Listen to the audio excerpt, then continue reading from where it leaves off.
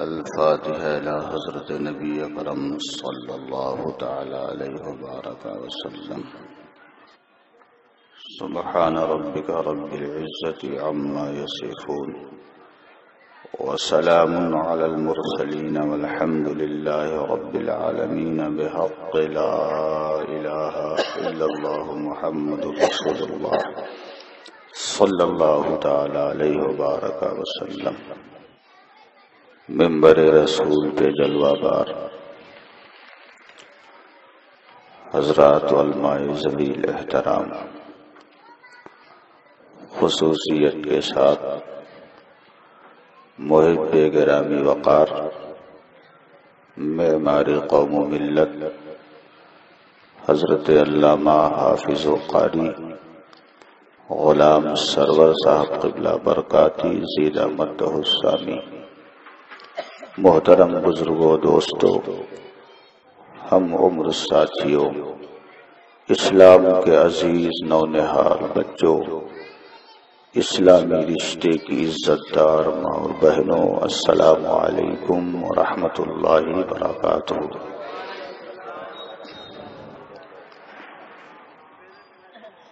آپ حضرات نے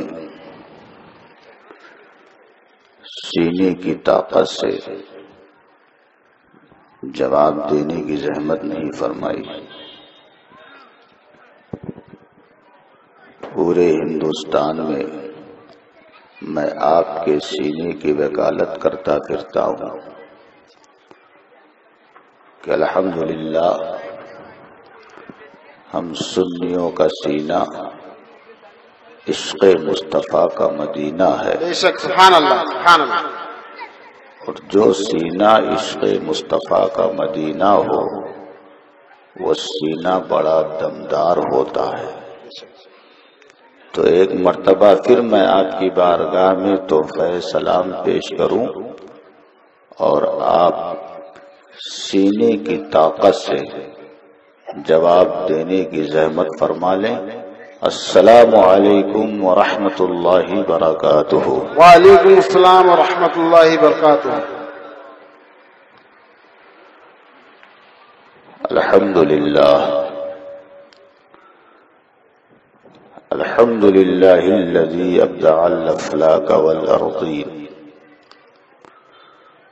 والصلاة والسلام علی من کان نبیا وآدم بین الماء والطین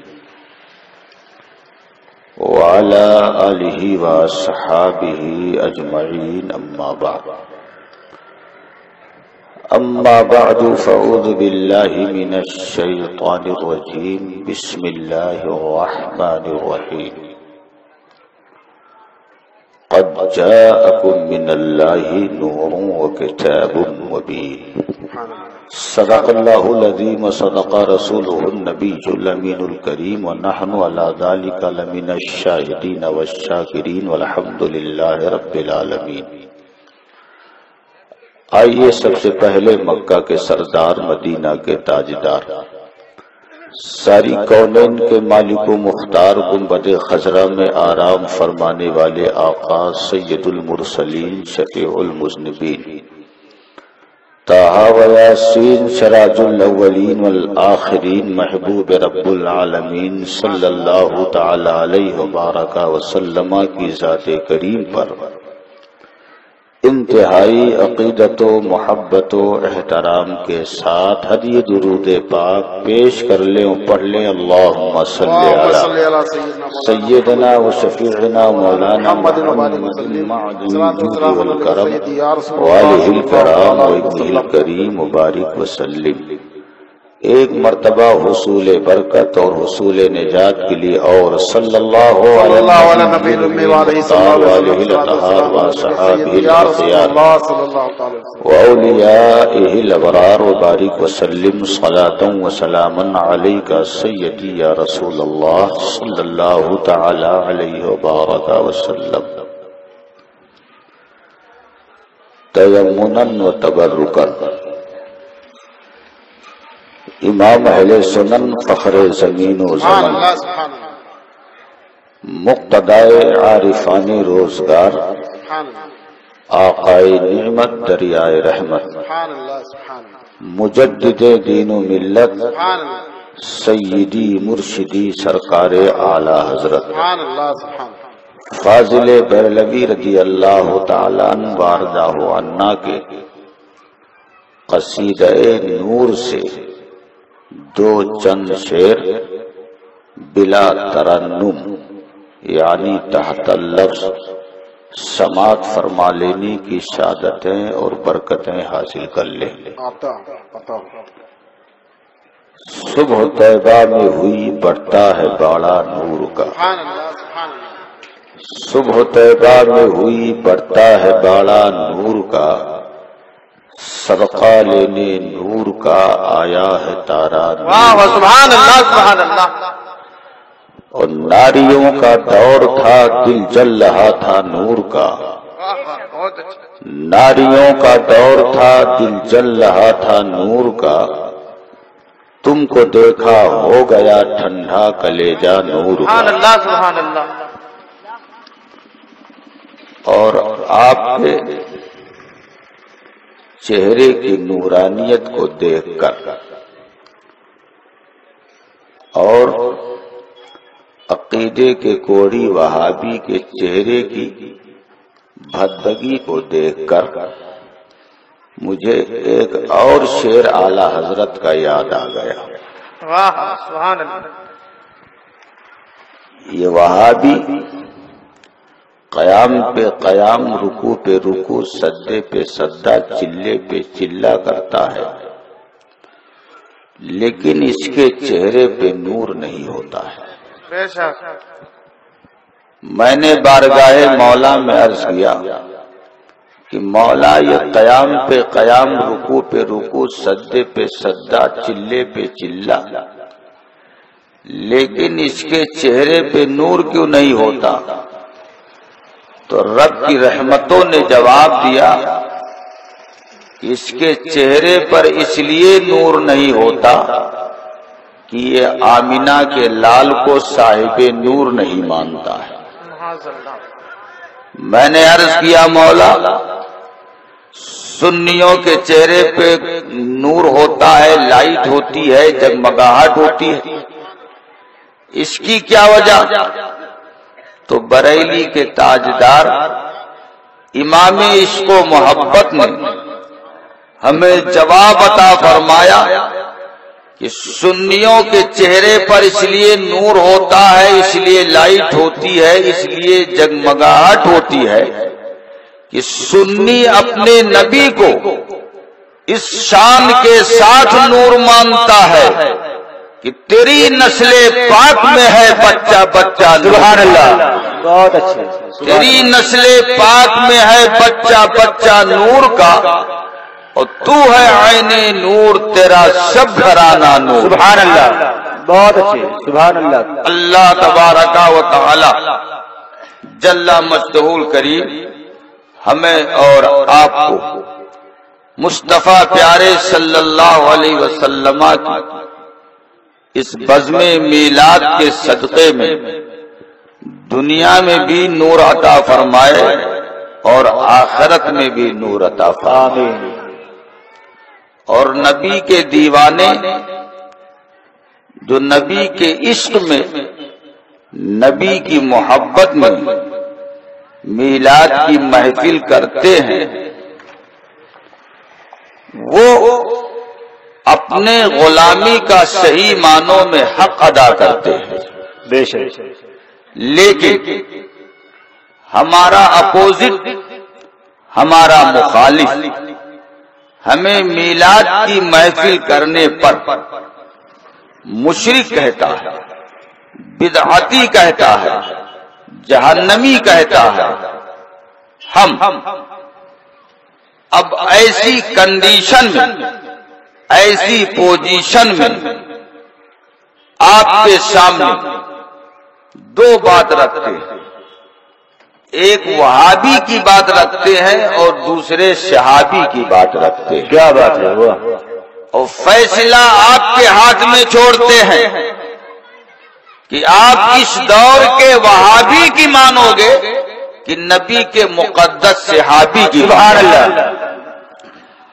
آئیے ہم حضرت سیدنا صدیق اکبر رضی اللہ تعالی عنہ وارضہ عنہ کی بارگاہ کرم میں حاضری دیں اور ان سے عرض کریں سرکار ہمیں ہندوستان کا وہابی دیوبندی غیر مقلد نبی کی میلاد کرنے پر مشرک و بدعتی کہتا ہے، لیکن آپ اس بارے میں کیا فرماتے ہیں؟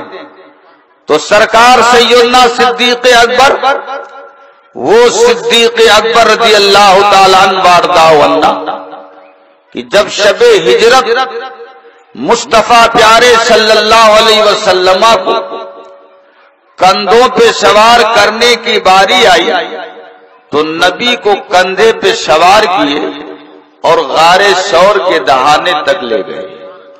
آقا کی بارگاہ کرم میں عرض کیا یا رسول اللہ علیہ الصلاۃ والتسلیم آپ یہیں ٹھہرے، میں غار کے اندر جا کر کے غار کی صفائی کرتا ہوں اور پھر آپ کو اندر بلانے کی سعادتیں اور برکتیں حاصل کرتا ہوں.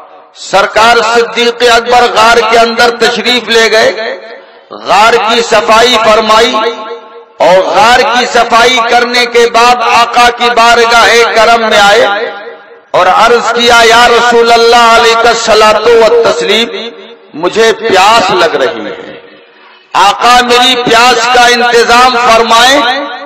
پیارے صدیق اکبر نے آقا کی بارگاہ میں یہ عریضہ پیش کیا کہ مصطفیٰ پیارے نے ارشاد فرمایا کہ اے میرے یار غار، جاؤ غار کے فلاں کونے میں نہر جاری ہے، اس نہر سے آپ اپنی پیاس بجھا لو. سبحان اللہ. صدیق اکبر نے ہی غار کو صاف کیا تھا، غار صاف کرتے وقت انہیں کوئی نہر نہ دکھی تھی.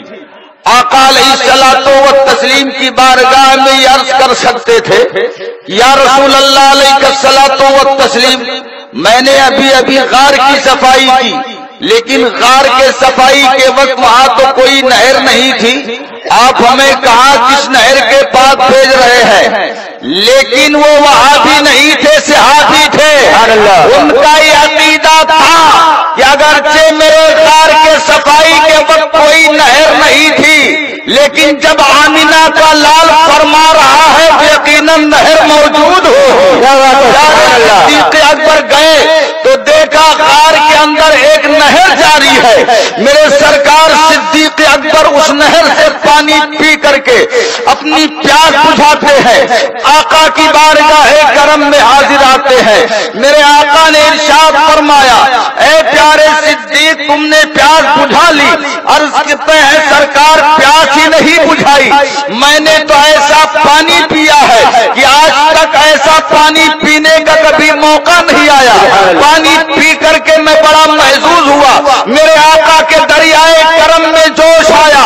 ارشاد فرمایا ہے میرے پیارے صدیق غار کے اندر جس نہر سے تم نے پانی پی ہے وہ نہر دنیا کی نہر نہیں ہے بلکہ جنت کی نہر اللہ نے تمہارے کہنے پہ جاری فرما دی ہے. نعرہ تکبیر، نعرہ تکبیر، نعرہ رسالت، نعرہ رسالت، شیر حشمتی، نعرہ تکبیر.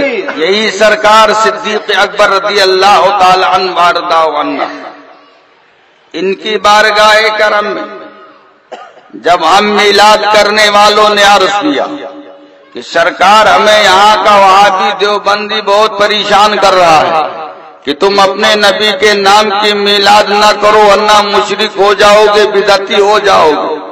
آقا آپ ہماری اس بارے میں رہنمائی فرمائیں کہ ہم اپنے نبی کے نام کی میلاد کریں یا نہ کریں.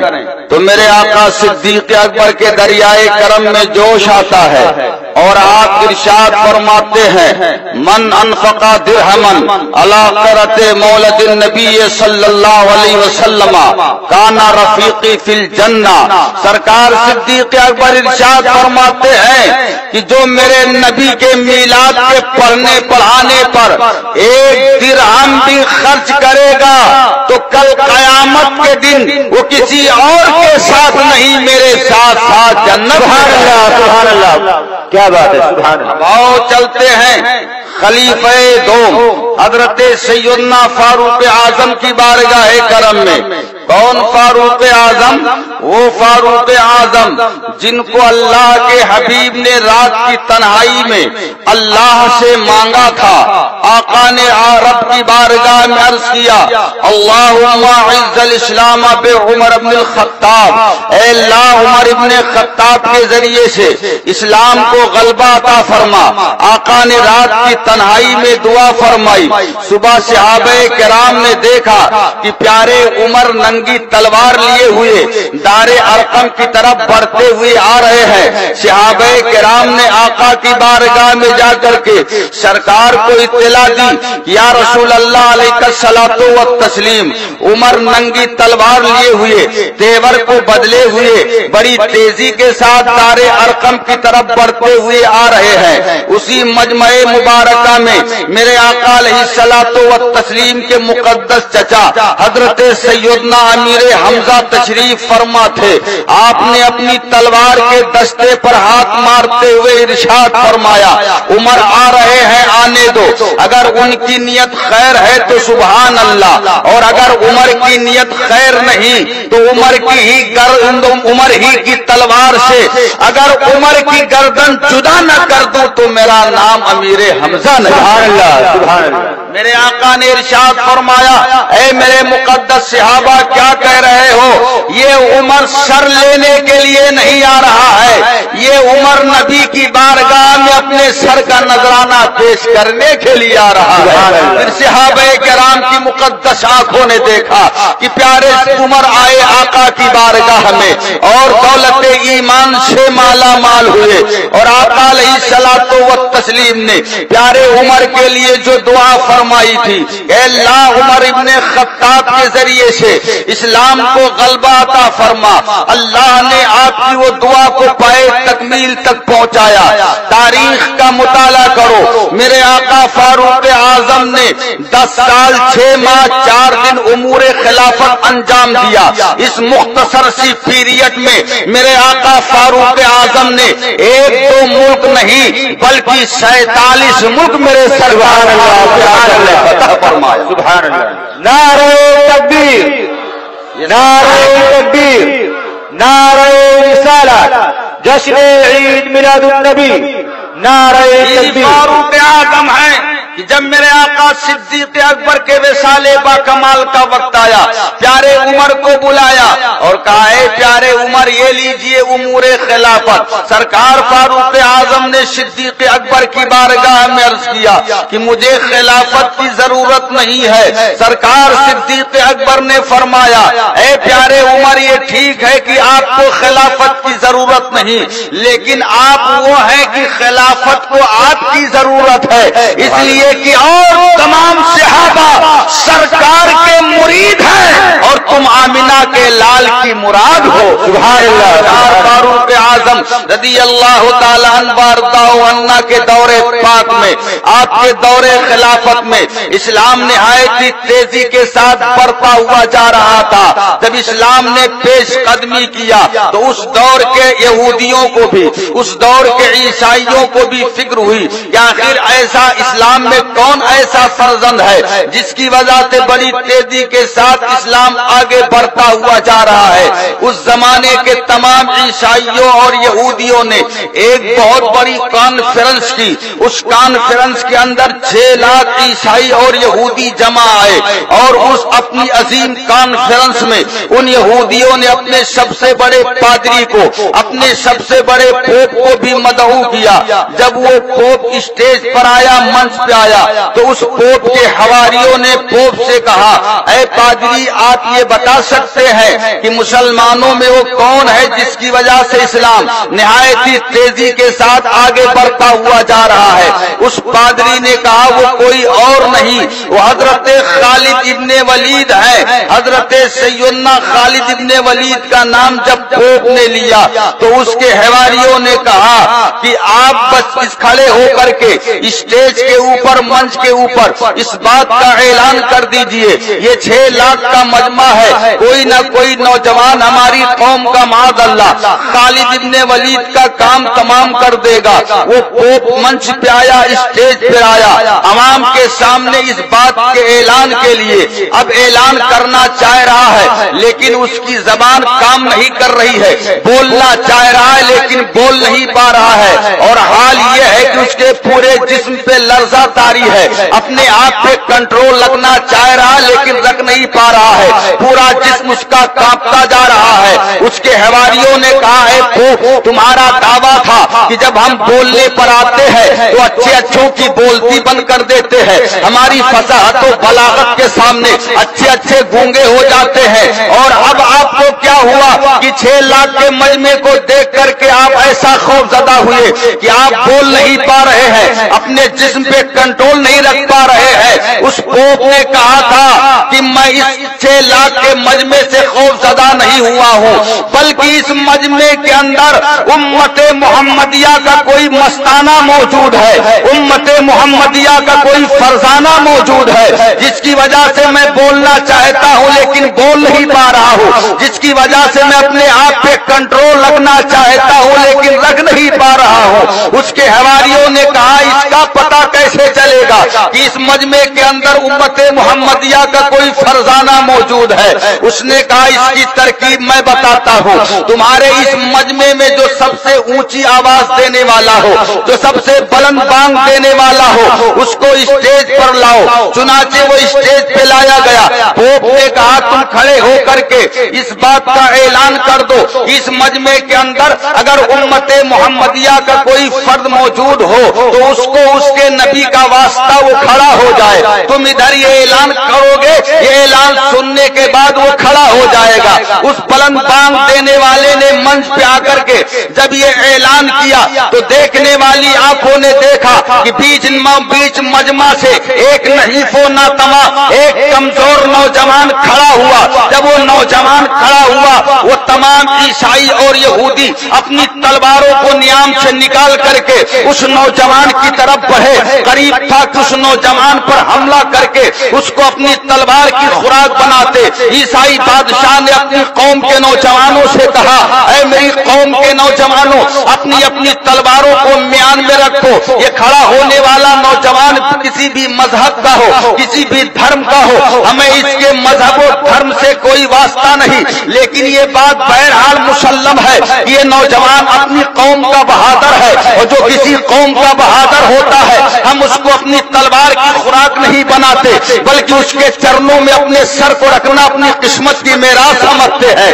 اس نوجوان کو ہمارے قریب لایا جائے۔ اس نوجوان کو عیسائی بادشاہ کے قریب لایا گیا۔ عیسائی بادشاہ نے کہا اے سعادت مند نوجوان کیا آپ اپنا نام بتا سکتے ہو؟ اس نوجوان نے کہا نام تو بتا سکتا ہوں لیکن آپ نام سننے کی تاب نہیں لا سکتے ہیں۔ کہا وہ کیسے؟ کہا وہ ایسے کہ ابھی تمہارے پوپ نے نام سنا ہے، ذات نہیں دیکھی ہے تو بولنا چاہتا ہے بول نہیں پا رہا ہے، اپنے آپ پہ کنٹرول رکھنا چاہ رہا ہے رکھ نہیں پا رہا ہے، اور اگر میں نے بتا دیا میں کون ہوں تو جو حال تمہارے پوپ کا ہے وہی حال تمہارا ہوگا، تمہاری پوری قوم کا ہوگا۔ کہا سعادت مند نوجوان ہم تمہاری زبان سے تمہارا نام سننا چاہتے ہیں۔ کہا جب نہیں مانتے ہو تو سنو، میرا نام میری ماں نے خالد ابن ولید رکھا ہے، اللہ کے حبیب نے مجھے اللہ کی تلوار کہا ہے۔ عیسائی بادشاہ نے کہا اے خالد ابن ولید کیا تمہیں معلوم نہیں تھا یہ مجمع تمہارا نہیں ہمارا ہے؟ کہا مجھے اچھی طرح سے معلوم تھا یہ مجمع تمہارا ہے۔ کہا تم کو اپنی جان کی فکر نہ ہوئی؟ کہا قطعی مجھے اپنی جان کی فکر نہ ہوئی۔ کہا کیوں؟ کہا وہ اس لیے کہ سیف اللہ کا لقب کسی اور نے نہیں دیا ہے، صاحب اختیار آمینہ کے لال نے دیا ہے۔ اے عیسائی بادشاہ کان کھول کر کے سن لے، یہ تو 6 لاکھ کا مجمع ہے، خدا کی قسم اگر 12 لاکھ کا بھی مجمع ہوتا تو تنہا خالد بن ولید کی تلوار سارے لوگوں کے لیے کافی ہوتی۔ نعرہ تکبیر، نعرہ تکبیر، نعرہ رسالت، شیر حسبتی، عید میلاد النبی، نعرہ تکبیر، نعرہ رسالت۔ یہ سرکار فاروق اعظم رضی اللہ تعالی عنہ وارضا عنہ جن کو اللہ کے پیارے حبیب نے اللہ سے مانگا تھا، اب ان کی بارگاہ کرم میں حاضری دے اور نبی کے میلاد کے تعلق ان سے فتویٰ حاصل کریں کہ اے میرے آقا فاروق اعظم، آپ یہ بتائیں کہ ہم نبی کی میلاد کریں کہ نہ کریں۔ تو جب ہم سرکار فاروق اعظم کی بارگاہ کرم میں حاضر ہو کر کے ان سے فتویٰ لینا چاہیں گے تو میرے سرکار فاروق اعظم کے دریائے کرم میں جوش آیا اور سرکار فاروق اعظم نے نبی کے میلاد کے تعلق سے فتویٰ ارشاد فرمایا، من عظم مولد النبی صلی اللہ علیہ وسلم فقد احیا الاسلام، جس نے نبی کے میلاد کی تعظیم و توقیر کی گویا کہ اس نے اسلام کو زندگی عطا فرمائی۔ سبحان اللہ، سبحان اللہ۔ اب آؤ چلیں سرکار عثمان غنی کی بارگاہ، سبحان اللہ۔ خلیفہ سو حضرت سیدنا عثمان غنی کی بارگاہ میں یہ حضرت عثمان غنی رضی اللہ تعالی عنہ وارضا عنہ وہ کہ میرے آقا علیہ الصلوۃ والتسلیم نے غزوہ تبوک کے موقع پر جب کلیکشن کے لیے اپنے آپ کو کھڑا کیا، چندے کے لیے جب سرکار کھڑے ہوئے اور یہ ارشاد فرمایا کہ کون ہے جو غزوہ تبوک میں شریک ہونے والے مجاہدین اسلام کے واسطے کچھ پیش کرے، تو سب سے پہلے میرے آقا عثمان غنی کھڑے اور عرض کیا، یا رسول اللہ علیہ الصلوۃ والتسلیم، غزوہ تبوک میں شریک ہونے والے مجاہدین اسلام کے واسطے میں 300 اونٹ ماں ساز و سامان کے دے رہا ہوں۔ سبحان اللہ۔ آقا پھر دوبارہ کھڑے ہوئے، اعلان فرمایا، پھر کوئی اور نہ کھڑا ہوا، میرے آقا عثمان غنی ہی کھڑے ہوئے اور عرض کیا، یا رسول اللہ علیہ الصلوۃ والتسلیم، غزوہ تبوک میں شریک ہونے والے مجاہدین اسلام کے واسطے میں 300 اونٹ اور ماں ساز و سامان کے دے رہا ہوں۔ سبحان اللہ۔ آقا پھر تیسری بار کھڑے ہوئے اور پھر چندے کا اعلان فرمایا، پھر کوئی اور نہ کھڑا ہوا، میرے آقا عثمان غنی کھڑے ہوئے اور عرض کیا، یا رسول اللہ علیہ الصلوۃ والتسلیم، غزوہ تبوک میں شریک ہونے والے مجاہدین اسلام کے واسطے میں 300 اونٹ اور ماں ساز و سامان کے دے رہا ہوں۔ سبحان اللہ۔ سرکار پھر چوتھی بار کھڑے ہوئے اور اعلان فرمایا، کوئی اور نہ کھڑا ہوا، میرے آقا عثمان غنی کھڑے ہوئے، 1000 اشرفیاں سرکار کے دامن کرم میں ڈال دی۔ سرکار ان اشرفیوں کو الٹتے پلٹتے جا رہے تھے اور ارشاد فرماتے جا رہے تھے، ما ذرہ عثمانہ ما عملا بعد اليوم، کہ میرے عثمان نے جو آج کام کیا ہے، اب اس کے بعد میرے عثمان کو نہ دنیا کی کوئی شے نقصان پہنچا سکتی ہے، نہ آخرت کی کوئی شے نقصان۔ سبحان اللہ، سبحان اللہ۔ بہت یہ سرکار عثمان غنی ہے رضی اللہ تعالی عنہ وارضا عنہ، اور یہی وہ موقع تھا غزوہ تبوک کا کہ جب باری آئی تھی حضرت سیدنا سرکار فاروق اعظم رضی اللہ تعالی عنہ کی، تو ان دنوں آپ کی کاروباری پوزیشن بڑی اچھی تھی، آپ گھر تشریف لے گئے اور یہ سوچ کر کے کہ جب جس موقع پہ دیکھو پیارے صدیق ہم سے سبقت کر جاتے ہیں، لیکن آج میں پیارے صدیق کو آگے بڑھنے نہیں دوں گا۔ گھر گئے اور گھر پہنچنے کے بعد مال کے 2 حصے کیے، آدھا حصہ گھر پہ چھوڑا، دوسرا آدھا حصہ لے کے نبی کی بارگاہ میں آئے۔ ابھی آپ پہنچے ہی تھے کہ صحابہ کرام کی مقدس آنکھوں نے دیکھا کہ پیارے صدیق اکبر گھر کا سارا اثاثہ یہاں تک کہ جھاڑو بھی لے کے نبی کی بارگاہ میں پہنچ رہے ہیں۔ میرے آقا نے ارشاد فرمایا ہے میرے پیارے صدیق تم نے گھر پہ کیا چھوڑا ہے؟ عرض کرتے ہیں یا رسول اللہ علیہ الصلوۃ والتسلیم گھر پر اللہ اس کے رسول کے نام کی برکتیں چھوڑ کے آ رہا ہو۔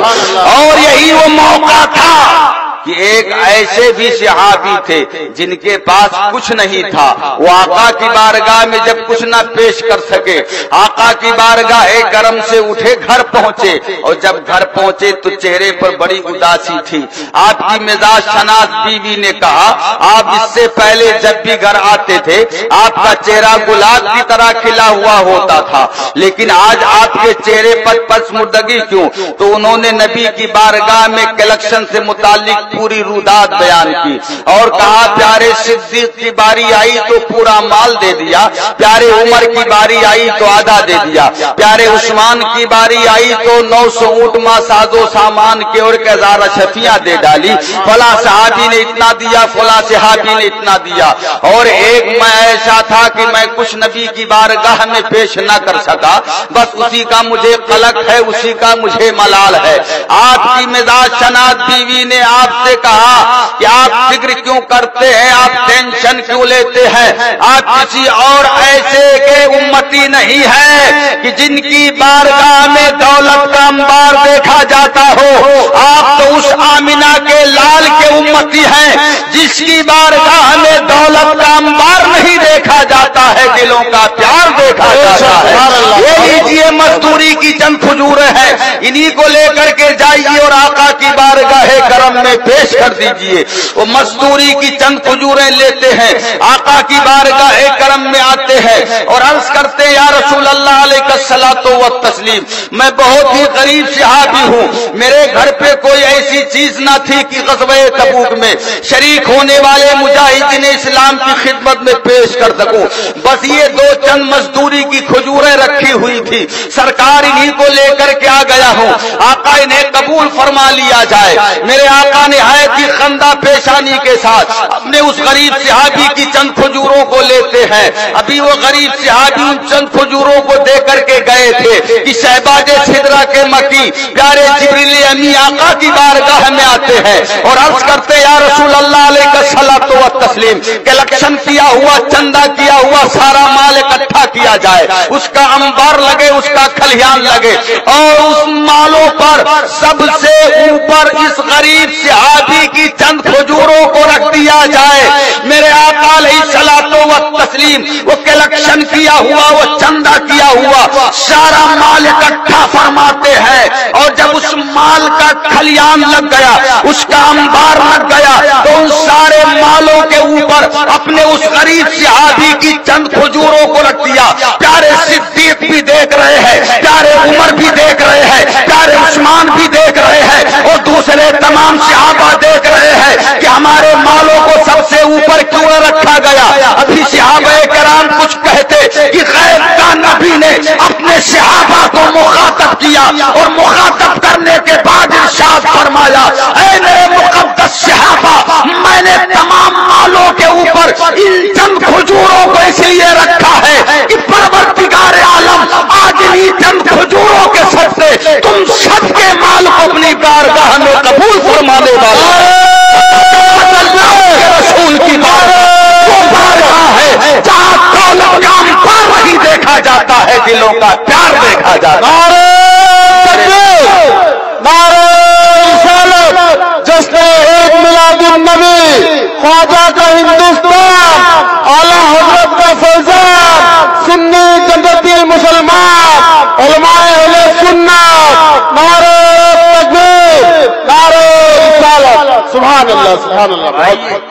سرکار عثمان غنی رضی اللہ تعالی عنہ وارضہ عنا خلیفہ صوم اب ان کی بارگاہ کرم میں ہم اور آپ حاضری دیں اور سرکار عثمان غنی سے پوچھیں اے میرے آقا عثمان غنی ہندوستان کا وہابی دیوبندی ہمیں نبی کی میلاد کہنے پر مشرک و بدعتی کہہ رہا ہے، لیکن آپ کیا کہہ رہے ہیں؟ تو میرے سرکار عثمان غنی کے دریائے کرم میں جوش آتا ہے اور آپ ارشاد فرماتے ہیں من انفقا درہمن علی قرۃ مولد النبی صلی اللہ علیہ وسلم فکانما شہدا کی غزوۃ بدر و حنین۔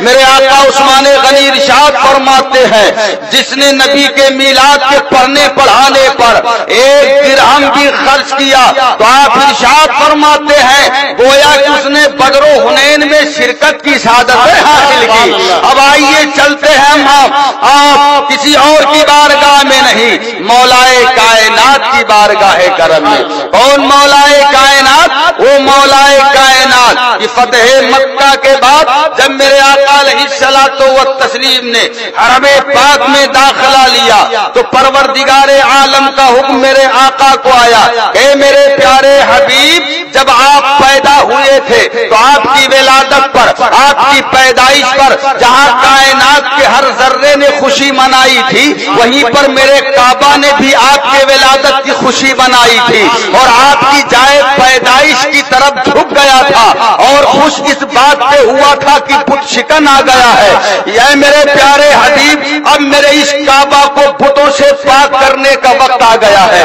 اب میرے کعبہ کو بتوں سے پاک کرو۔ میرے آقا علیہ الصلوۃ والتسلیم خانہ کعبہ کے اندر داخل ہوتے ہیں، چھوٹے چھوٹے بتوں کو زمین پہ ڈھیر کرتے ہیں اور بڑے بڑے بت جو کعبہ کی چھتوں سے لگ کر کے بلندیوں پہ لگے ہوئے تھے جب ان کو اوپر سے نیچے لانے کی باری آئی تو میرے آقا نے ارشاد فرمایا اینا علی اینا علی، کہاں ہے پیارے علی، کہاں ہے پیارے علی؟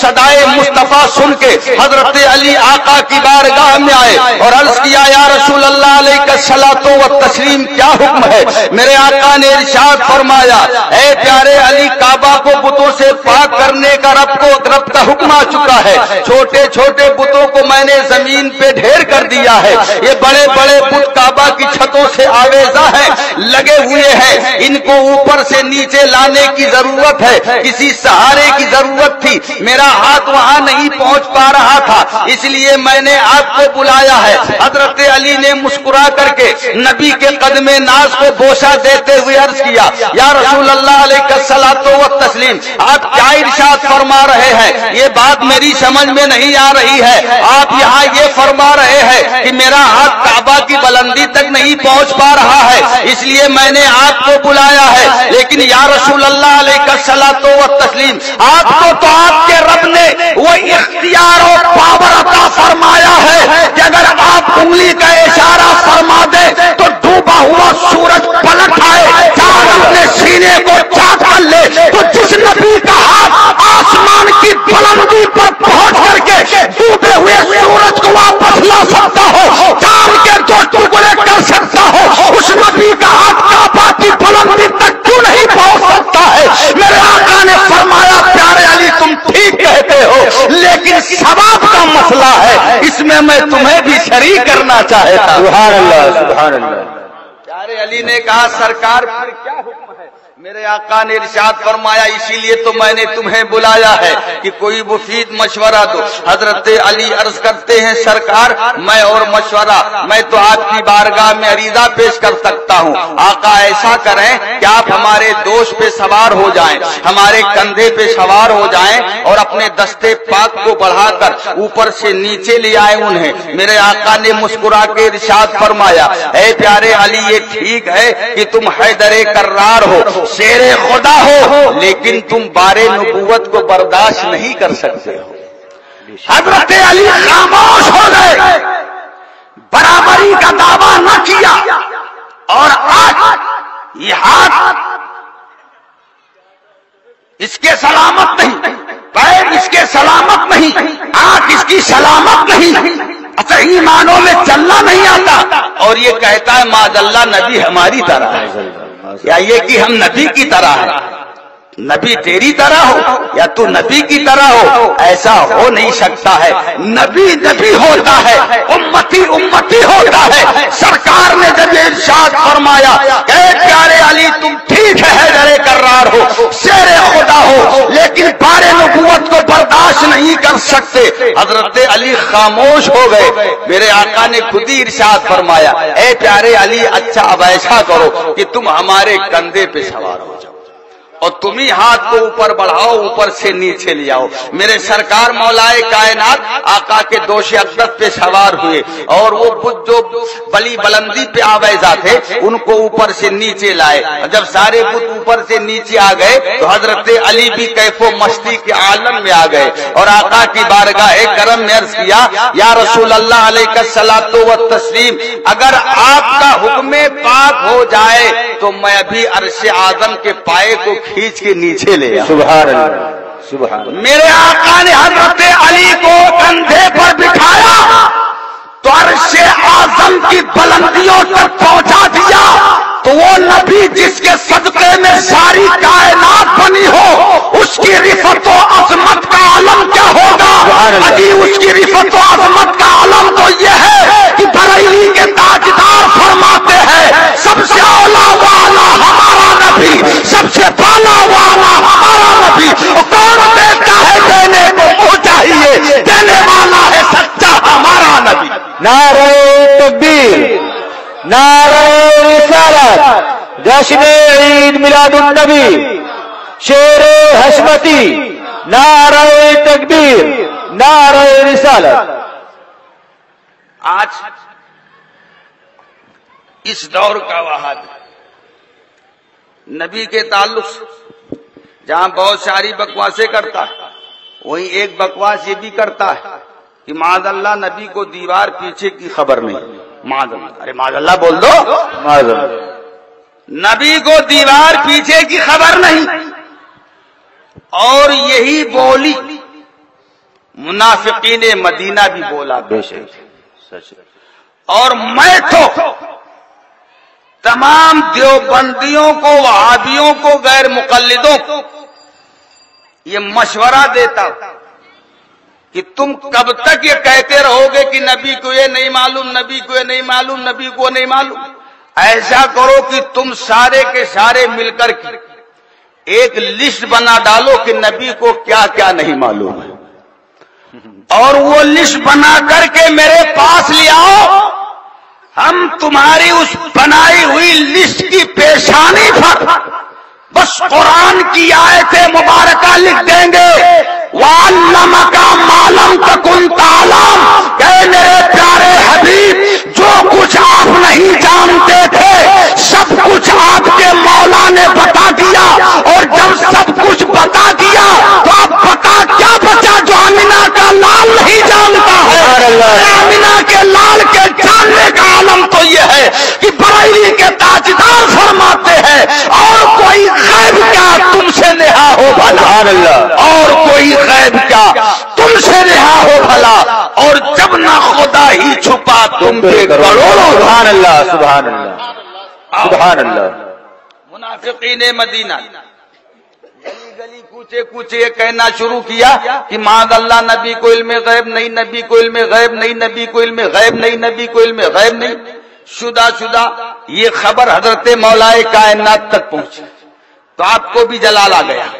آپ نے بھی مدینہ پاک کی گلیوں میں اعلان کرا دیا کہ جس کو میرے نبی کے علم غیب پر اعتراض ہو وہ فلاں دن فلاں ٹائم مسجد نبوی شریف میں آ جائے. جب سارے منافقین مدینہ مسجد نبوی شریف میں جمع آ گئے تو میرے سرکار مولائے کائنات منبر پہ تشریف لے گئے. خطبہ ارشاد فرمایا اور خطبہ ارشاد فرمانے کے بعد پھر آپ پر جلال کی کیفیت طاری ہوئی اور عالم جلال میں سرکار مولائے کائنات نے منافقین مدینہ کو مخاطب کیا اور مخاطب کر کے ارشاد فرمایا سلونی اما دون العرش, سلونی اما دون العرش, سلونی اما دون العرش. اے منافقین مدینہ, اے میرے نبی کے علم غیب پر اعتراض کرنے والوں, میں نبی نہیں علی ہوں, میں امتی ہوں, نبی کا غلام ہوں, لیکن میں تم کو یہ چیلنج کر رہا ہوں کہ تمہیں جو کچھ پوچھنا ہے پوچھ لو. آج یہ علی تم کو عرش اعظم تک کی بات. سبحان اللہ, سبحان اللہ. بہت خوب. یہ دھماکہ خیز چیلنج کیا, یہ زبردست دعویٰ کیا تو ایک مجمع سے کھڑا ہوا اور اس نے کہا ہے پیارے علی آپ نے بڑا دھماکہ خیز چیلنج کیا ہے, بڑا زبردست دعویٰ کیا ہے کہ جو کچھ پوچھنا ہے پوچھ لو, ہم عرش اعظم تک کی باتیں بتا دیں گے. تو اے پیارے علی اب یہ بتاؤ کہ کیا آپ نے کبھی اپنے رب کو دیکھا؟ حضرت علی نے مسکرا کر کے ارشاد فرمایا کہ تو کبھی کبھار کی بات کرتا ہے, میرا تو یہ حال ہے کہ جب میں ایک سجدہ کر لیتا ہوں تو دوسرا سجدہ اس وقت تک نہیں کرتا جب تک اپنے پالنہار کا دیدار نہیں. سبحان اللہ, سبحان اللہ, بہت خوب. دعویٰ بڑا زبردست تھا. شہباز سدرہ کے مکی پیارے جبریل امی لباس بشری میں پیارے علی کے پاس آئے اور کہا ہے پیارے علی آج آپ نے بڑا زبردست دعویٰ کیا ہے, بڑا دھماکہ خیز چیلنج کیا ہے کہ جو کچھ پوچھنا ہے پوچھ لو, ہم عرش اعظم تک کی باتیں بتا دیں گے. اے پیارے علی اب یہ بتاؤ کہ اس وقت شہباز سدرہ کے مکی پیارے جبریل کہاں ہے؟ میرے سرکار مولائے کائنات نے شمال میں دیکھا, جنوب میں دیکھا, مشرق میں دیکھا, مغرب میں دیکھا, اوپر دیکھا, نیچے دیکھا, دائیں دیکھا, بائیں دیکھا, ہر چہار جانب دیکھنے کے بعد اس پوچھنے والے پر ایک نگاہ ڈالی اور مسکرا کر کے ارشاد فرمایا کہ آپ ہی تو شہباز سدرہ کے مکی ہیں, آپ ہی تو پیارے جبریل ہیں. پیارے جبریل نے کہا اے پیارے علی یہ بتاؤ آپ کو یہ علم آیا کہاں سے؟ تو پیارے علی نے ارشاد فرمایا نبی کے مبارک تھوک کی برکت سے. عقیدے کا کوڑی وہاں بھی سن, جس علی کے منہ میں نبی کا تھوک پڑ جائے اس کے جاننے کا عالم یہ کہ بتانے پر آئے تو عرش اعظم تک کی باتیں بتا دے. تو آمینہ کا لال جس کے صدقے میں ساری کائنات بنی ہو, اس نبی کے علم کا عالم کیا ہوگا؟ اس نبی کے علم کا عالم یہ ہے بریلی کے تاجدار فرماتے ہیں اور کوئی غیب کیا تم سے نہا ہو بھلا, اور کوئی غیب کیا تم سے نہا ہو بھلا, اور جب نہ خدا ہی چھپا تم پہ. تکبیر, نعرہ تکبیر, نعرہ رسالت, نعرہ رسالت, علماء اہل سنت, نعرہ تکبیر.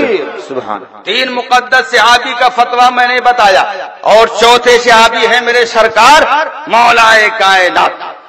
اب آؤ ان کی بارگاہ کرم میں حاضری دے اور عرض کریں سرکار ہمیں ہندوستان کا وہابی بہت پریشان کر رہا ہے, یہ نبی کی میلاد کرنے پر ہمیں مشرک و بدعتی کہتا ہے. اب آپ ارشاد فرمائیں کہ ہم نبی کی میلاد منائیں یا نہ منائیں. جب ہم نے سرکار مولائے کائنات کی بارگاہ کرم میں حاضر ہو کر کے یہ عریضہ پیش کیا تو سرکار مولائے کائنات کا دریائے کرم جوش پر آیا اور آپ نے ارشاد فرمایا من عظم مولد النبی صلی اللہ علیہ وسلم وکانا سائن لا یخرج من الدنیا الا بالایمان ويدخل الجنة بغیر حساب. سرکار مولا کائنات ارشاد فرماتے ہیں جس نے نبی کے میلاد کی تعظیم و توقیر کی اور اس کے لیے کوشش کرتا رہا, نبی کے میلاد کے لیے اس کوشش میں سبحان اللہ یہ آپ کا کرسی لگانا بھی ہے, اسٹیج لگانا بھی ہے, مائک لگانا بھی ہے, اعلان کرنا ہے, دوڑ بھاگ, یہ سب اسی کوشش میں شامل ہے. سرکار مولائے کائنات فرماتے ہیں وکانا سائن, اور کوشش کرتا رہا تو لا یخرج من الدنیا الا بالایمان, جب بھی وہ دنیا سے جائے گا تو ایمان کے ساتھ. اور ارشاد فرماتے ہیں کہ جب جنت میں جانے کی باری آئے گی تو آپ فرماتے ہیں وَيَدْخُلُ الْجَنَّةَ بِغَيْرِ حساب, اور جنت میں بغیر حساب و کتاب میں داخل ہو. سبحان اللہ. عقیدہ سنی مسلمانوں,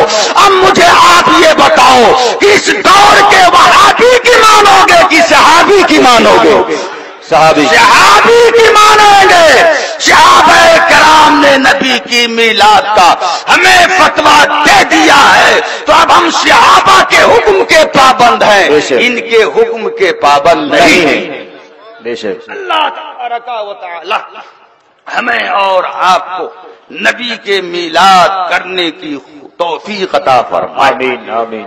اور اس کی برکتوں سے رحمتوں سے مالا مال ہونے کی توفیق عطا فرمائے. آمین. اور سن لو میلاد شریف کی محفل وہ مبارک و مسعود ہے کہ جس جگہ، جس علاقے میں، جس ایریے میں، جس سرکل میں ہو جائے، وہ ایریا، وہ علاقہ، وہ جگہ تمام آفات ارضی و سماوی سے محفوظ و مامون و مصون ہو جاتا ہے۔ بے شک، سبحان اللہ، الحمدللہ ثم الحمدللہ۔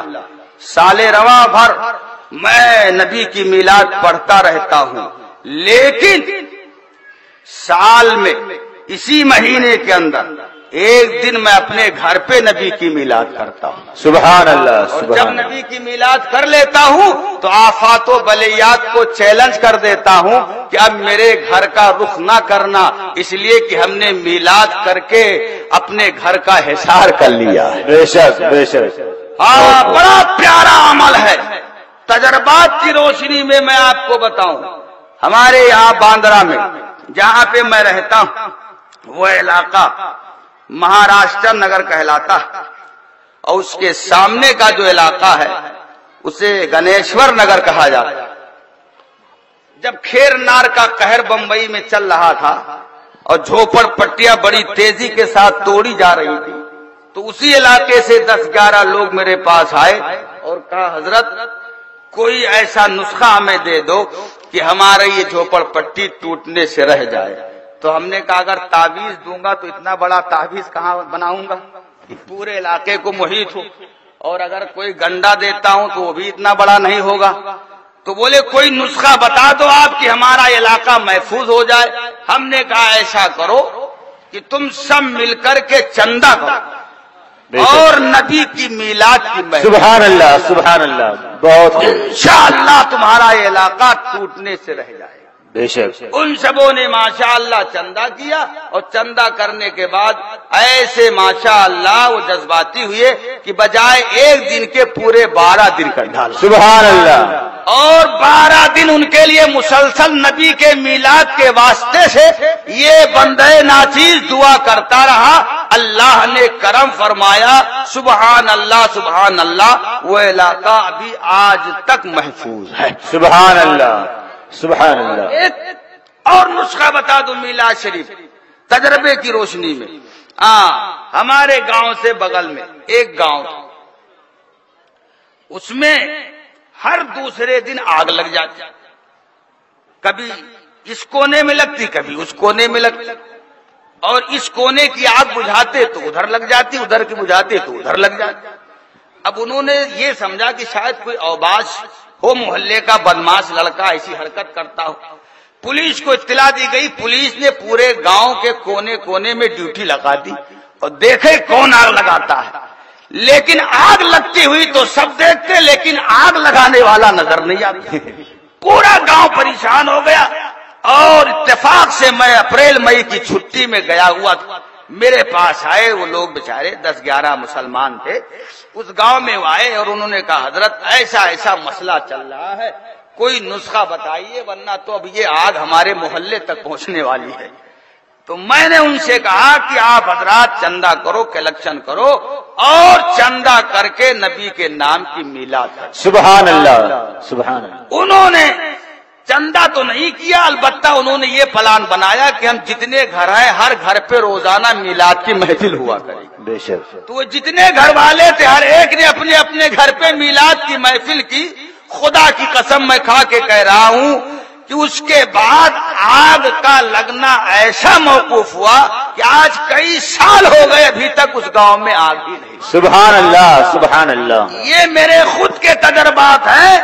نبی کی میلاد کی محفل کرو عقیدت سے، محبت سے، دیکھو اللہ کیا آپ کو اپنی بارگاہ سے اپنے حبیب کے میلاد کے صدقے میں صلہ عطا فرماتا ہے۔ بے شک، سبحان یہاں بھی عطا فرمائے گا اور قیامت میں بھی عطا فرمائے گا۔ سبحان اللہ۔ ابھی تو حضرت شیخ ولی اللہ محدث دہلوی اپنے وقت کے بڑے عظیم محدث ہیں، نمازی بھی ہیں، روزے دار بھی ہیں، نیکیوں والے بھی ہیں، زہد و تقوی والے بھی ہیں، علم و فضل والے بھی ہیں، لیکن جب اللہ کی بارگاہ میں دعا کرتے ہیں تو یوں دعا کرتے ہیں کہ مولا مجھے میری نیکیوں کے صدقے نہیں، مجھے میرے علم و فضل کے صدقے نہیں، مجھے میرے زہد و تقوی کے صدقے نہیں، مولا مجھے اپنے حبیب کی میلاد کے صدقے مغفرت کا پروانہ عطا فرما۔ سبحان اللہ۔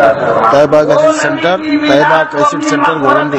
سمجھ رہے ہیں اور ان کو ماننے والے جنہوں نے علم حدیث ہندوستان میں پھیلانے کی شہادتیں و برکتیں حاصل کی، ان کو ماننے والے معاذ اللہ نبی کے میلاد پہ شرک و بدعت کے فتوے لگاتے ہیں۔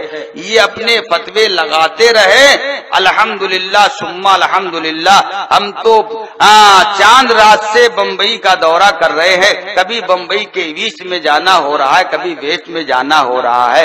میں نے دیکھا کہ دکان پہ بھی جھنڈے لہرا رہے ہیں، مکان پہ بھی جھنڈے لہرا رہے ہیں، گودام پہ بھی جھنڈے لہرا رہے ہیں، کارخانے پہ بھی جھنڈے لہرا رہے ہیں، شام مسجد پہ بھی جھنڈے لہرا رہے ہیں، اور مدرسے پہ جھنڈے لہرا رہے ہیں، پورے محلے میں جھنڈے ہی جھنڈے نظر آ رہے ہیں۔ ان جھنڈوں کو دیکھ کر کے مجھے یہ کہنا پڑا کہ یہ محلہ، یہ ایریا، یہ علاقہ غدار مصطفیٰ کا نہیں ہے، وفادار مصطفیٰ کا۔ سبحان اللہ، سبحان اللہ، بہت خوب، سبحان اللہ تبارک و تعالی ہمیں اور آپ کو نبی کے میلاد کے کرنے کی توفیق عطا فرمائے۔ آمین۔ خطبہ مسنونہ کے بعد قرآن حکیم کی جس آیت مبارکہ کی تلاوت کی سعادت و برکت حاصل کی ہے، تھوڑی دیر اس کی روشنی میں میں آپ سے گفتگو کر لوں۔ اللہ تبارک و تعالی جل مجدہ الکریم قرآن حکیم میں ہمیں اور آپ کو یہ صاف طور پر اپنا پیغام عطا فرما رہا ہے نبی کے تعلق سے کہ یہ حبیب نور ہے۔ سبحان اللہ، سبحان اللہ۔ اور اب اس کی تفصیل سننے کے لیے تو ماشاء اللہ ابھی آپ کے پاس 4 دن باقی ہے۔ آج تو میں یہ ہمارے ان کا کیا نام ہے بھائی کا، ان کا نام الیاس سے آتا ہے، بسم اللہ بھائی، نام سبحان اللہ ان کا بسم اللہ ہے، بسم اللہ بھائی، لیکن نام کے ان کے بھول کر کے میں الیاس ہی کہہ دیتا ہوں۔ یہ بسم اللہ بھائی نے سبحان اللہ پیشکش کی اور ہمارے امام صاحب قبلہ نے جو ہے سبحان اللہ تحریک چلائی، تو ان دونوں حضرات کی کوششوں سے آج میں آپ کی بزم محبت میں آ گیا۔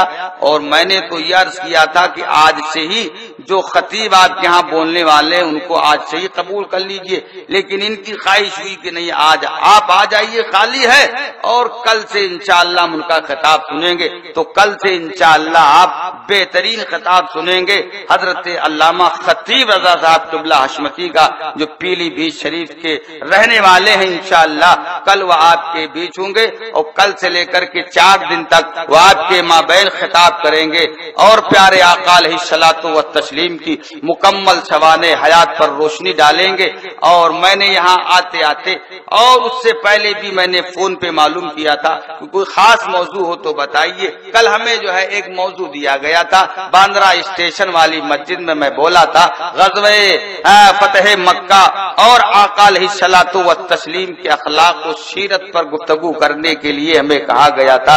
ہم نے کہا بھائی سیرت ہم نہیں بیان کریں گے تو کون بیان کرے گا؟ ہم نبی کی سیرت بیان کرتے ہیں، لیکن نبی کی سیرت کے اس پہلو کو بیان کرتے ہیں جس میں نبی کی عظمت اجاگر ہو۔ سبحان اللہ، بے شک۔ اور یہ وہابی یہ نبی کی سیرت بیان کرتا ہے، لیکن نبی کے سیرت کے اس پہلو کو بیان کرتا ہے جس سے معاذ اللہ نبی کا مجبور اور لاچار ہونا ثابت ہو۔ یہ جب بیان کرتا ہے تو کیا کرتا ہے کہ نبی بکریاں چرایا کرتے تھے، نبی بکریاں چرایا کرتے تھے، نبی صاحب اپنے ہاتھ سے روٹیاں لگا لیا کرتے تھے، نبی اپنے ہاتھ سے اپنے جوتے صحیح کر لیا کرتے تھے۔ یہ اخلاق بیان کرتا ہے، یہ نبی کی سیرت بیان کرتا ہے۔ نبی بڑی تنگ دستی کی معاذ اللہ زندگی گزارتے تھے، پیٹ پہ پتھر باندھتے تھے، فقر و فاقہ کرتے تھے، یہ نبی کی سیرت بیان کرتا ہے۔ لیکن ہم نبی کی سیرت کے اس پہلو کو بیان کرتے ہیں جس سے نبی کا فقر و فاقہ بھی اجاگر ہو اور نبی کی عظمت بھی اجاگر ہو۔ بے شک، سبحان اللہ۔ آؤ آقا علیہ الصلوۃ والتسلیم کا فقر و فاقہ بھی دیکھ لو، اور اس فقر و فاقہ میں نبی کا اختیار بھی دیکھ لو۔ سرکار مولائے کائنات ہے، آپ کے گھر میں 7 دن ہو گئے چولہا نہیں جلا، اور 7 دن کے بعد کچھ انتظام ہوا، روٹی پکی کھانے کے لیے۔ جب دسترخوان پہ بیٹھے اسی بیچ ایک سائل آ گیا، حضرت سیدہ فاطمہ خاتون جنت نے وہ ساری روٹی سائل کو عطا فرما دی۔ दूसरे दिन फिर रोटी पकी, दस्तरखान पे बैठे खाने के लिए, फिर एक मांगने वाला आया, उसके हवाले कर दी गई। तीसरे दिन फिर रोटी पकी, खाने के लिए बैठे, फिर साइल आया, साइल को दे दिया गया। अब सरकार मौलाए कायनात कहीं और नहीं, आका की बारगाह में पहुंचे और अर्ज किया, या रसूल अल्लाह अलैहिस्सलातु व तस्लीम, 7 दिन से घर में हो गए, चूल्हे नहीं जले हैं, फाके पे फाका, फाके पे फाका हो रहा है, हमें अपनी भूख प्यास पे तो कंट्रोल है, लेकिन हसनैन करीमैन का भूखा रहना देखा नहीं गया, इसलिए आपकी बारगाह करम में हाजिर आ गया हूँ। आका अगर कुछ हो तो अर्ज अता फरमाया जाए। मेरे आका ने प्यारे अली से इरशाद फरमाया, जाओ अज़वाज मुताहरात की बारगाह में चले जाओ, अगर कुछ होगा तो मिल जाएगा। प्यारे अली अज़वाज मुताहरात की बारगाह में आए, हाजिरी दी, दस्तखत दी, पर्दे से आवाज दी, अंदर से आवाज आई, ऐ प्यारे अली, जिस घर से तुम मांगने के लिए आए हो, इस घर में भी 7 दिन हो गए हैं, चूल्हा नहीं जला है। सरकार मौलाए कायनात आका की बारगाह में आए और अर्ज किया, सरकार जो कंडीशन मेरे घर की है वही कंडीशन आपके भी घर की है। मेरे घर में भी फाका चल रहा है और आपके घर में भी फाका चल रहा है। अभी अपने फिक्रो फाका का और नबी के फक्रो फाका का तस्करा कर ही रहे थे कि यारे गारे मुस्तफा प्यारे सिद्दीक आ गए और अर्ज किया, या रसूल अल्लाह अलैहिस्सलातु व तस्लीम, 7 दिन हो गए हैं, हमारे घर में चूल्हा नहीं जला है, अगर कुछ हो तो अता फरमाया जाए। मेरे आका ने इरशाद फरमाया, है मेरे प्यारे सिद्दीक, ये अजीब इत्तेफाक है कि तुम्हारे घर भी फाका चल रहा है, मेरे अली के घर भी फाका चल रहा है और मेरे घर में भी फाका चल रहा है। इतना मेरे आका ने फरमाया। अभी आका कुछ आगे फरमाते प्यारे सिद्दीक समझ गए। अर्ज किया, या रसूल अल्लाह क्या हुआ? मैं अभी जिस रास्ते से आ रहा था उसी रास्ते पर आपके मुकद्दस सहाबी हजरत मिक़दाद इब्न असवद को देखा है कि उनके पास बहुत सारी खजूर की टोकरियां रखी हैं। सरकार उनके पास किसी को भेज दिया जाए, अगर 2 चंद टोकरियां मिल गई तो आपका भी काम चल जाएगा, मेरा भी चल जाएगा, प्यारे अली का भी चल जाएगा। मेरे आका ने इरशाद फरमाया है, प्यारे अली फिर देर न करो, जाओ मिक़दाद इब्न असवद के पास और मेरा पैगाम पहुंचा करके वो खजूर की टोकरियां ले आओ। हजरत मौलाए कायनात मिक़दाद इब्न असवद की बारगाह में पहुंचे, आका का पैगाम पहुंचाया। प्यारे मिक़दाद इब्न असवद ने इरशाद फरमाया है, प्यारे अली अभी आपके आने से 2 चंद मिनट पहले एक साइल आया, मैंने सारी टोकरियां उसके हवाले कर दी। प्यारे अली आका की बारगाह में आए और किया, या रसूल अल्लाह अलैहिस्सलातु व तस्लीम, मिक़दाद इब्न असवद के पास जो खजूर की टोकरियां थी मेरे पहुंचने से पहले पहले साइल को अता कर दी गई। मेरे आका ने इरशाद फरमाया, प्यारे अली क्या हुआ? अब ऐसा करो, ये खाली टोकरी ले लो। अब नबी अपना इख्तियार दिखा रहे हैं, नबी अपना पावर दिखा रहे हैं। प्यारे अली से फरमाते, अली अब ऐसा करो, ये खाली टोकरी ले लो और फला खजूर के दरख्त के पास चले जाओ। ये खाली टोकरी उस खजूर के दरख्त के नीचे रख दो, पैगाम पहुंचाना तुम्हारा काम है और फलों से इस टोकरी को भरना उस खजूर के पेड़ का काम है। मौलाए कायनात उस दरख्त के पास गए, नबी का पैगाम पहुंचाया, इधर नबी का पैगाम पहुंचाया, उधर दरख्त ने झूम झूम करके अपने फलों से उस खाली टोकरी को भर के दुनिया के लोगों को बता दिया कि जो नबी होता है उसकी शान ये होती है कि मालिक कौनैन है वो पास कुछ रखते नहीं, मालिक कौनैन है वो पास कुछ रखते नहीं, 2 जहां की नेमतें हैं उनके खाली हाथ। फाका किया है तो तालीम उम्मत के लिए किया है, इसलिए नहीं कि माज़अल्लाह वो मजबूर थे, बेबस थे, लाचार थे। मेरे आका अलैहिस्सलातु व तस्लीम इख्तियार वाले हैं, मेरे आका तो वो इख्तियार वाले हैं। सुभान अल्लाह कि जंगे वहद है, हजरत अब्दुल्ला इब्ने जहश मेरे आका की बारगाह में आए और अर्ज किया, या रसूल अल्लाह अलैहिस्सलाम, कुफ्फार से मैं लड़ रहा था, लड़ते लड़ते मेरी तलवार टूट गई। दूसरी दूसरी कोई तलवार ना थी कि मैं उसे उठाता और फिर उनके मुकाबिला आता। मैं आपकी बारगाह करम में इसलिए आया हूँ कि मुझे तलवार अता की जाए। मेरे आका अलैहिस्सलातो व तस्लीम ने हजरत अब्दुल्ला इब्ने जहाश के मुतालबा करने पर हदीस पाक के अल्फाज नोट करो। जब हजरत अब्दुल्ला इब्ने जहाश ने नबी की बारगाह में पहुंच करके तलवार का मुतालबा किया तो हदीस पाक की रिवायत है, हदीस पाक के अल्फाज है, फ़ातन नबी सल्लल्लाहु अलैहि वसल्लम असीबम मिन नखलिन फरजा यदे अब्दुल्लाह सैफा। हजरत अब्दुल्ला इब्ने जहाश ने नबी की बारगाह में पहुंच करके जब तलवार का मुतालबा किया तो आमिना के लाल ने उन्हें लोहे की तलवार नहीं दी बल्कि शाखे खुरमा अता फरमाई, हुजूर की एक टहनी अता फरमाई। जब तक सरकार के हाथों में थी हुजूर की टहनी बल के लहराती रही और आका के हाथों की बरकतों को हासिल करने के बाद वही हुजूर की टहनी जब हजरत अब्दुल्ला इब्ने जहाश के हाथ में पहुंचती है तो लोहे की तलवार बन करके यह मेरे आका अलैहिस्सलातो व तस्लीम के हाथ कि अगर शाखे खुरमा को लग जाए, हुजूर की टहनी को लग जाए तो उसे भी लोहे की तलवार बना दे। और ये वहाबी है जो नबी से बराबरी का दावा करता है, अगर इसका हाथ किसी बाफैज आदमी को भी लग जाए तो भी महरूमुल फैज हो जाएगा। इसीलिए हम कहते हैं कि जब तुम नबी के हाथ का मुकाबला नहीं कर सकते तो नबी की पूरी जात का मुकाबला कहाँ से करते हो। मेरे आका अलैहिस्सलातो व तस्लीम बज़्म सहाबा में तशरीफ लाए। बस माशाअल्लाह, हाँ 11:15 हो गए। जा बज़्म में बस एक हदीस पाक सुन लीजिए, गुफ्तगू यहीं पे खत्म किए देता हूँ। मेरे आका बज़्म सहाबा में तशरीफ लाए और लाने के बाद मेरे आका अलैहिस्सलातो व तस्लीम ने अपने दाहिने हाथ की तरफ इशारा करते हुए इरशाद फरमाया, हाज़ा किताबुन मिन रब्बिल आलमीन फी अस्मा व अहलिल जन्ना व आबाइहिम व क़बाइलिहिम सुम्मा उजमला अला आखिरिहिम फला युज़ादु फीहिम वला युनक़सु अन्हुम अबदा। मेरे आका ने अपने दाहिने हाथ की तरफ इशारा करते हुए इरशाद फरमाया, ऐ मेरे मुक़द्दस सहाबा, ये मेरा दाहिना हाथ अल्लाह की किताब है, इसमें जन्नतियों के नाम हैं, उनके बापों के नाम हैं, उनके कबीलों के नाम हैं और आखिर में इनकी मीज़ान लगा दी गई है। अब इसमें कुछ कमी बेशी नहीं हो सकती। फिर मेरे आका अपने बाएं हाथ की तरफ इशारा करते हुए इरशाद फरमाते हैं, ये मेरा बायां हाथ अल्लाह की किताब है, इसमें जहन्नमियों के नाम हैं, उनके बापों के नाम हैं, उनके कबीलों के नाम हैं और आखिर में इनकी भी मीज़ान लगा दी गई है।